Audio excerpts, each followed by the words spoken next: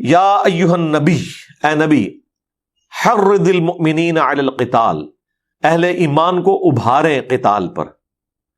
اب ظاہر ہے مشکل دور شروع ہو گیا، پہلے تو صرف تہجد، نمازیں، قرآن سننا سنانا، رات کا قیام تھا، اب دن کا قیام شروع ہوا جاتا ہے۔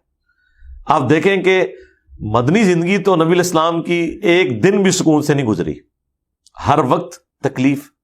مکے میں تو بنو ہاشم ظاہر ایک عالی خاندان تھا، پھر اس کی سرپرستی جو ہے نبی الاسلام کو حاصل تھی، پہلے ابو طالب، اس کے بعد عباس بن عبد المطلب نبی الاسلام کی پشت پہ کھڑے ہوئے تھے۔ یہ آپ کو مکے میں جتنا ملتا ہے نا کہ مسلمانوں پہ تکلیفیں آئیں، یہ سارے غلاموں پہ اور غریب لوگوں پہ آتی تھی۔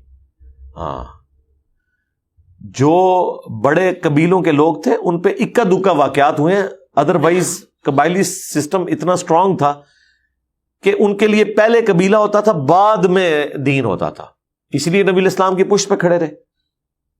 بیعت عقبہ ثانیہ ہوئی ہے جس کے اگینسٹ نبی الاسلام کو ہینڈ اوور کیا گیا انصار مدینہ کو، تو اس میں حضرت عباس بن عبد المطلب جو ہے وہ ہینڈ اوور کرنے آیا۔ اس وقت انہوں نے اسلام قبول نہیں کیا تھا، اور انہوں نے کتنی گارنٹی لی تھی انصار مدینہ سے کہ اگر تم حفاظت کر سکتے ہو تو میں اپنے بھتیجے کو بھیجوں گا، اور یہ بھی چونکہ یہ جانا چاہتے ہیں اس لیے میں بھیج رہا ہوں، ادروائز ہمیں کوئی مسئلہ نہیں ہے، ہم اس کی حفاظت کریں گے۔ ٹھیک ہے، وہ قبائلی سسٹم تو تھا۔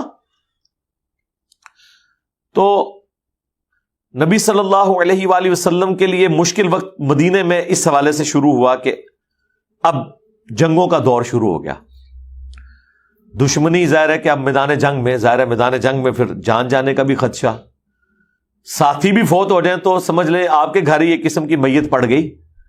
ظاہر ہے کہ لواحقین ہے پیچھے، غزوہ احد میں مدینے کا شاید ہی کوئی گھر بچا ہو جس میں کوئی میت نہ گئی ہو، تو آپ کو تو وہ میتیں نظر آ رہی ہیں، لیکن جو ٹیم لیڈر ہے اس کی تکلیف کا کون اندازہ کر سکتا ہے، کیونکہ وہ تو ساری کمبائنڈ ہو کے نبی الاسلام کے سینے پہ اس چیز کا زخم تھا نا، غم تھا۔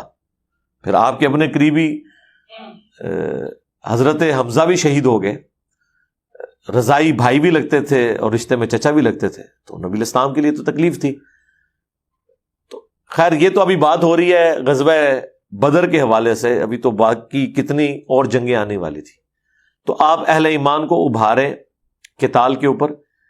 ان یکم منکم 20 صابرون یغلبوا 200، اگر آپ کے پاس 20 آدمی ہوئے نا جو صبر کرنے والے ہوں، یعنی پکے ٹھکے قسم کے مومن ہو، تو وہ 200 پر غالب آ جائیں گے۔ 20 200 پر، یعنی 10 ٹائمز، ایک مسلمان 10 کے اوپر بھاری۔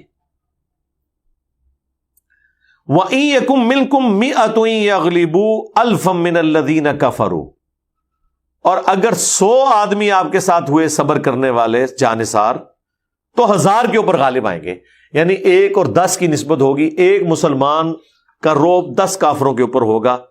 یہ اللہ تعالیٰ نے نبی الاسلام کو ایک اسپیشل پروٹوکول دیا۔ بِأَنَّهُمْ قَوْمٌ لَا يَفْقَهُونَ، یہ اس لیے کہ یہ جو آپ کے مخالفین ہیں نا، یہ بے سمجھ لوگ ہیں، اور ظاہر بے سمجھ لوگ ہیں، ان کی موٹیویشن کا لیول وہ ہے ہی نہیں ہے جو اہل ایمان کا ہے۔ وہ زیادہ تر قبائلی تعصب میں لڑ رہے ہوں گے نا، دشمنی نمانے کے لیے لڑ رہے ہوں گے، لیکن آپ کے ساتھ جو میں نے بندے اٹیچ کیے نا، وہ تو اپنی موت کے ساتھ ہمیشہ کی کامیابیاں دیکھ رہے ہیں، لہٰذا ان کا جو کانفیڈنس لیول ہے نا لڑنے کے لیے، وہ بہت بڑا ہے ایز کمپیئر ٹو آپ کے مخالفین کا۔ لیکن یہ بات ہو رہی ہے کامل الایمان مومنین کے بارے میں، جنہوں نے مکے میں تکلیف اٹھائی ہوئی تھی، یا مدینے میں بھی شروع میں ایمان لے آئے تھے، ہجرت مدینہ سے پہلے ہی جو انصار مسلمان ہو چکے تھے، یہ ان کے لیے۔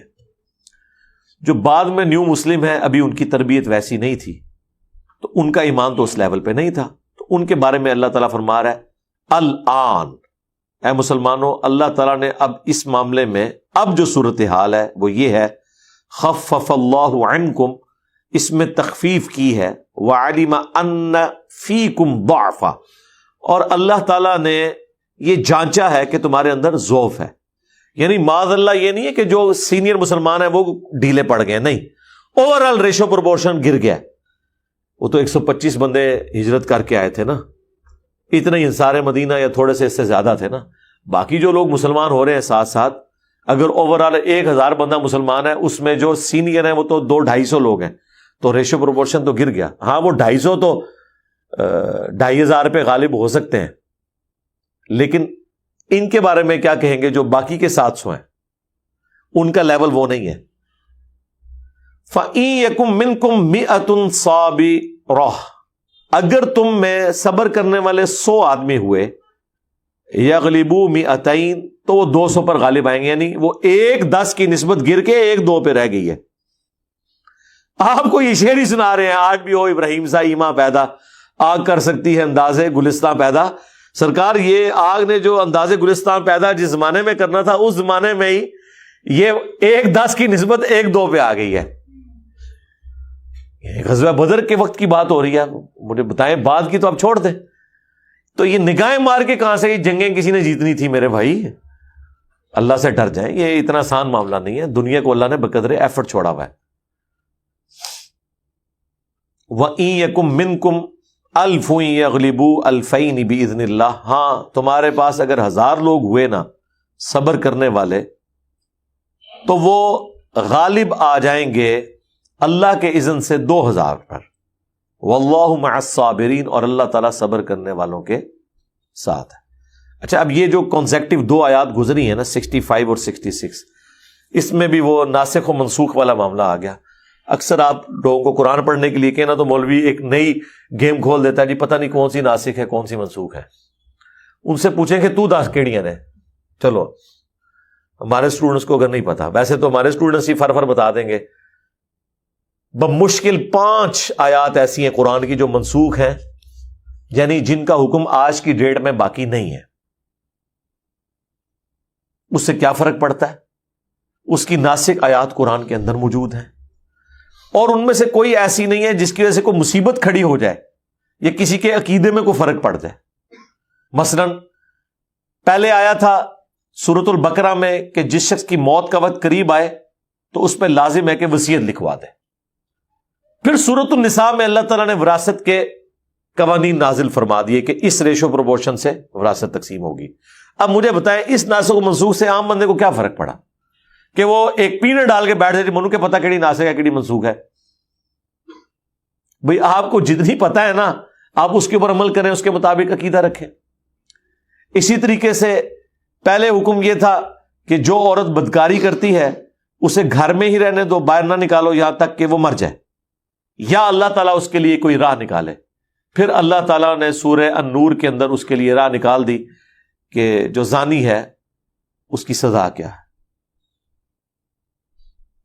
اسی طریقے سے یہ بھی ایک موقع ہے قرآن حکیم میں جہاں پہ اللہ تعالیٰ نے پہلے تو ریشو پروپورشن بتائی تھی 1 اور 10 کی, اور بعد میں وہ 1 اور 2 کے اوپر رہ گئی.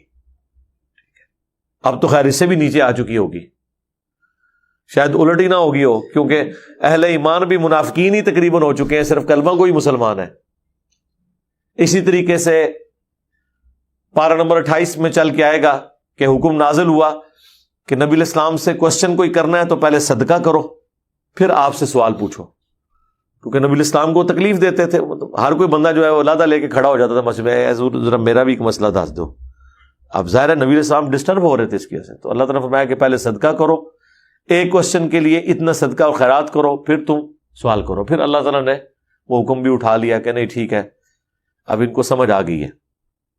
یہ وہ ناسخ و منسوخ ہیں جس کو یہ لے کے تو اتنی بڑی ایک مصیبت کھڑی کرنے کی کوشش کرتے ہیں.